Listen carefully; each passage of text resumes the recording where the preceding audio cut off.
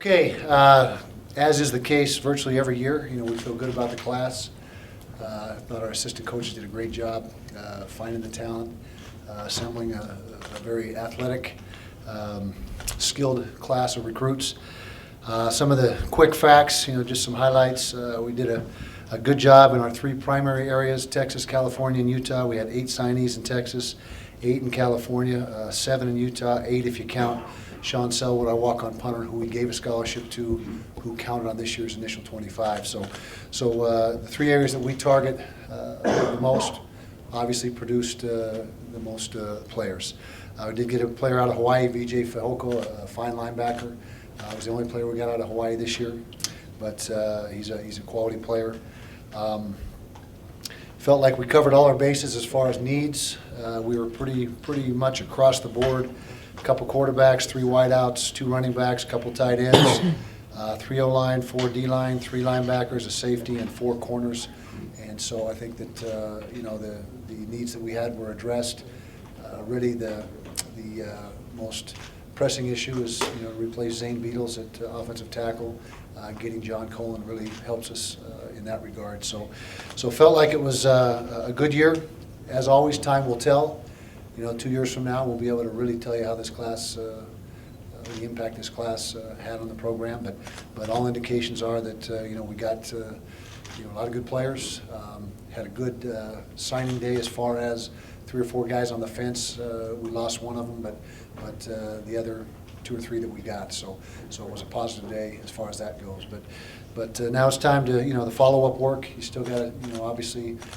There's a lot of work to do with the recruits that you do sign, getting transcripts to the right spots and clearing house and make sure all those details are taken care of. So the work is not over. It continues, and that's really the task at hand right now is following up with this class, making sure we get all the administrative stuff done, and then starting tomorrow, start on the 2011 class, which we already have a pretty good start on, particularly in state with some commits. So that's where we're at. So any questions?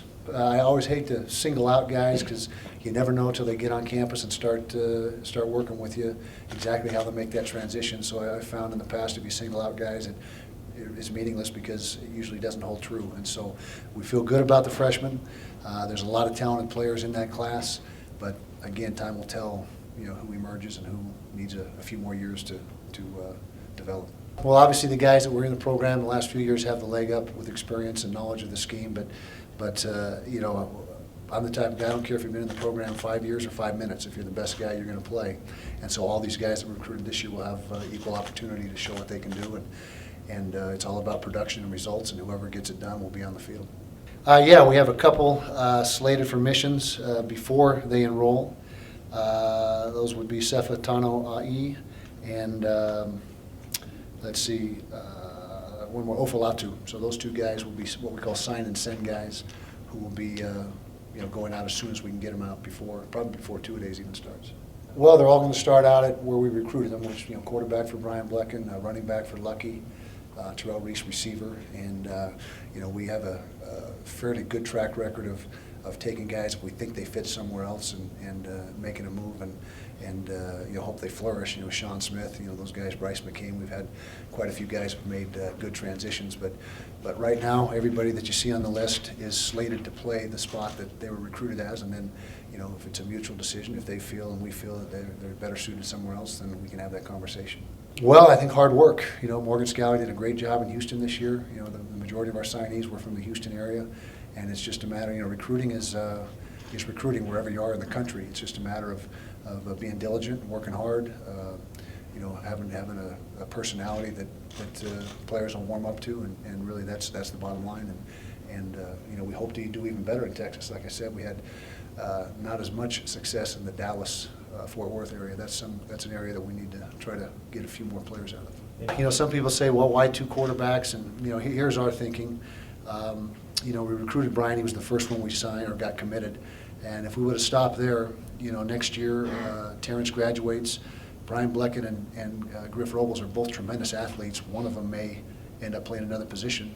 That is a possibility. And so if one of them does and you lose Terrence, then all of a sudden if we hadn't taken another one this year, we'd be 2 quarterbacks in the system next year, and then we'd be down a couple. And so you know, as we looked at the situation, and also, you know, Tyler Shreve really became, you know, started to grow on us. I mean, he's a tremendous player, this quarterback that we took at the end there. And so, you know, if we do move either Griff or Brian, and that remains to be seen right now, they're both quarterbacks. I'm not trying to say they're going to move, but they're tremendous athletes, and we don't want, you know, if we got an athlete at one position that may help us and be better than what we got at another position, we're going to make a move rather than keep guys stacked up. And so, you know, with Terrence graduating, and if we make that move, then we're down to 3 quarterbacks for next year, and then we recruit 1, and we're right back on pace. So that's kind of the mentality there.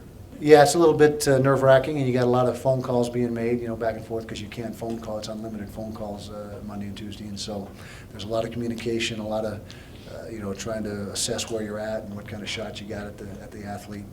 But you know, every year it all seems to fall into place. You know, we lost some commits along the way, and that, you know, that's typical with the early commits that are being made. I think more players are changing their mind through the process. In fact, last year somebody told me the stat that 40% of the players that signed on signing day were committed somewhere else at one point in the recruiting process. So it's something that happens. I think we had, like I said, 6 or 7, maybe 8 guys decommit. You know, here schools 11, 12, 13. I've heard, you know, and so it happens to one extent or another. I think just about everywhere. You know, for one thing, and I mentioned it last year. I don't know what the final tally was this year, but it seems that every year the in-state athletes, there's more of them. There's more Division I players in state. You know, I'll have to add it up. There was probably, my guess is probably 30 plus this year that signed. I think last year it was 29. So, you know, I think it's good for the state of Utah. Our first priority is always in-state. We try to make a very conscious effort to get a good evaluation on every player in the state, not let anybody slip through the cracks. And you know, it's competitive, and you know, there's 3 schools in the state competing, and then you're having much more often than before schools from out of state, particularly Pac-10 schools, coming in here and you know, trying to get the cream of the crop and pluck them. The player at Brighton, you know, that was an example this year.